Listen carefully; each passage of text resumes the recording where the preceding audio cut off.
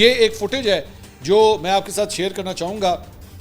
ये basically footage जो है वो आई है एक बोइंग 737 है जहाज़ की, जिसमें काफ़ी ज़्यादा पैनिक जो है वहाँ पे फैल गया।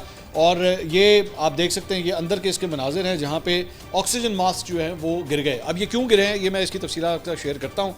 ये बेसिकली मंडे वाले दिन ये वाक़या पेश आया है जहाँ पे स्प्रिंग एयरलाइंस की ये फ़्लाइट है, शंघाई से ये टोक्यो जा रही थी और इसी दौरान जो है वो एक एयर पॉकेट आया या मुझे नहीं पता मतलब क्या वजह थी, लेकिन तकरीबन 26,000 फुट का प्लंज लिया है जहाज़ ने। मतलब 26,000 फुट, आप अंदाज़ा करेंगे कितनी तेज़ी से अगर जहाज़ नीचे गिरे तो वहाँ पे क्या हाल होगा। तो उसकी वजह से जो है वो एकदम ऑक्सीजन मास्क जो है वो निकालने पड़ गए। लोग भी जो है वो काफ़ी पैनिक में आ गए, परेशान हो गए, चीखो पुकार जो है वो जहाज़ के अंदर जो है वो शुरू हो गया।